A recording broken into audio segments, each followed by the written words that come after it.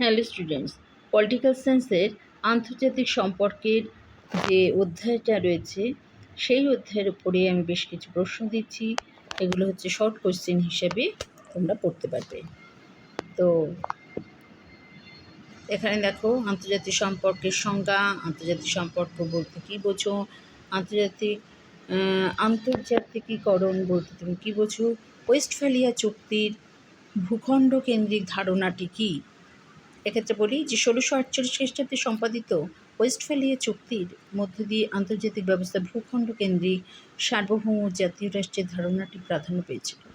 সেই সময় জাতিরাষ্ট্রগুলো নিজেদের সার্বভৌমত্ব বজায় রেখে একে অপরের সঙ্গে আর্থ, রাজনৈতিক, বাণিজ্যিক সহ অন্যান্য ক্ষেত্রেও একটা পারস্পরিক সম্পর্ক গড়ে তুলেছিল।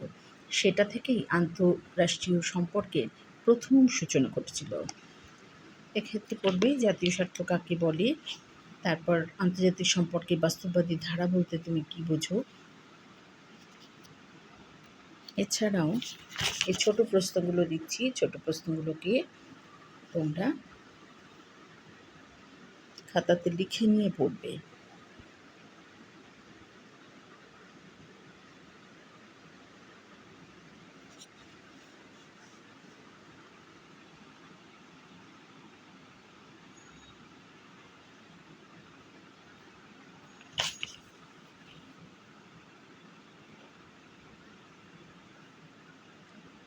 বিশ্ব ব্যবস্থাপনা তত্ত্বের মুখ্য প্রবক্তাকে?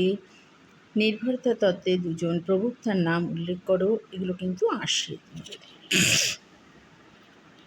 তাই এগুলো দিয়ে দিচ্ছি, তোমরা এগুলোকে তৈরি করবে।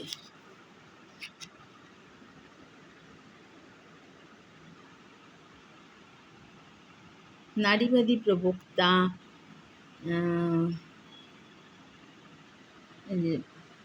জে.এন.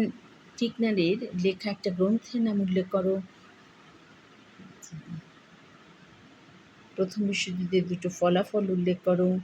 এরকমভাবেই প্রশ্ন সাধারণত আসে 2 মার্কসের, সেগুলো তোমরা একটু পড়বে।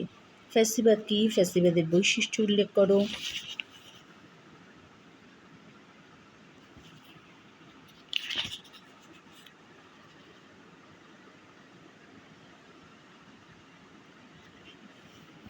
শক্তি সাম্যের 6টা নীতি উল্লেখ করো।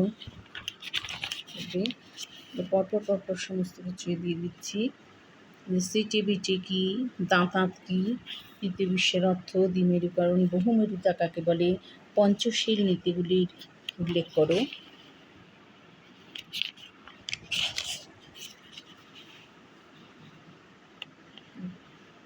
SLT-1 চুক্তি কবে স্বাক্ষরিত হয়েছিল? জেনেভা সম্মেলন কবে ডাকা হয়েছিল? SLT-2 কবে স্বাক্ষরিত হয়? এগুলোকে পড়বে। এই প্রশ্নগুলোকে তোমাদের দিয়ে দিলাম।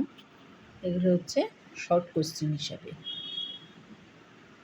2 মার্কসের শর্ট কোশ্চেন হিসেবে তোমাদের আসবে।